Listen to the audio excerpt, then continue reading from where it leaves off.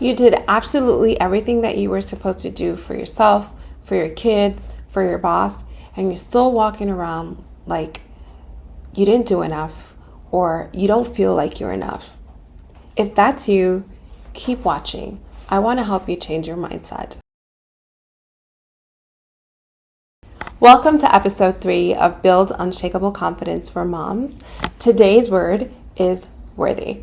If no one has told you recently that you're worthy of all the love, success, and abundance that you desire, let me be the one to remind you that yes, you are.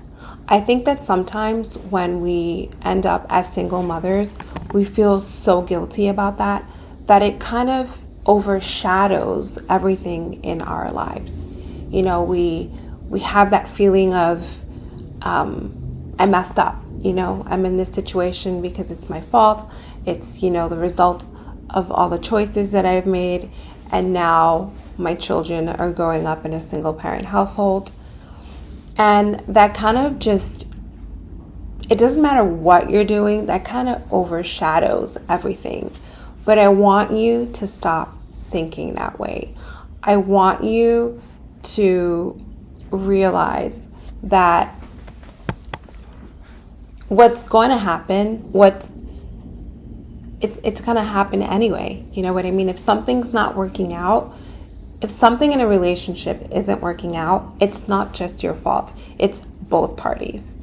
That's number one. So I want you to really think about that, and I really want you to break it down so that we can move forward to the next step. So once you've had that internal dialogue with yourself and you no longer feel guilty, about being a single mother, the next step is to, and this is what I just did for myself. I used to write a list of all the things that I needed to do. What are the things that I accomplish? What are the things that if I accomplish will make me feel good, will make me feel worthy, will make me feel like I'm doing the things that I'm supposed to do? And journaling was truly one of the best things that I did for myself. And by journaling, I just mean like I would put notes on my phone, or if I had a pad, I would kind of write the things down that I needed to do for the week. And if I did that, I felt really good about myself. It really would help me. And one of the things that I also did that people will probably think is crazy, I always say run your home like a business. And what I did for myself was write a mission statement of how I wanted to operate, manage my home, treat my kids, and my community. And doing those things for myself reminded me that I was worthy of living a life that I was proud of, even if I was doing it on my own with my 2 daughters. And I want the same thing for you. But it's hard to feel worthy of anything if you don't know what you're striving for, if you don't know what you're about. So it's important to take time and think about these things, because you have to rebuild your life one day at a time. And I would say that every minute counts. The next thing I want to say is this. Worthiness is a very personal thing. No one has the authority to judge you on your worthiness. And if you find that you're sensitive to people's comments, especially family members who sometimes really mean well, but they're just judging you based on things that work for them, not things that work for you, then don't listen to them.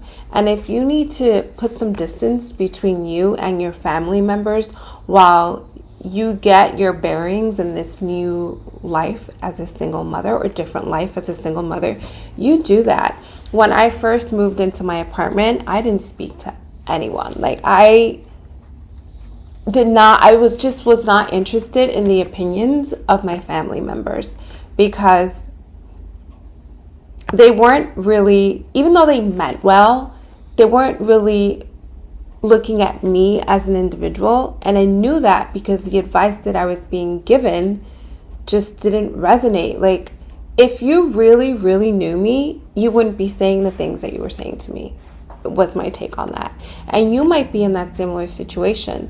So if you have to distance yourself from family, I would say, find a community that can help you in the way that you need, that can give you the resources that you need, the support that you need in the way that you need it. Because surrounding yourself with people that have your same energy will, in a way, it's almost like, even though you don't need the external validation, you do get some sort of validation from that. And I would say you don't always need it. Don't depend on it is really what I'm saying. But it is nice to have. And that's why finding your tribe is important. That's why I'm building this community, because it's something I wish I would have had when I was first going through all of this. So I don't want to make these videos long, but my call to action for today is this. Stand in front of the mirror. Or if you're not immediately in front of a mirror, just sit in a chair, put your hands on your chest, and really, really, really, really feel what I'm about to say next. And you're just going to say, I am worthy. I believe that I am worthy. I know that I am worthy. And hold on to that feeling. Do this for yourself. I tend to do it in the morning, just because it sets the tone for the rest of my day. But just taking your hands are so powerful, right?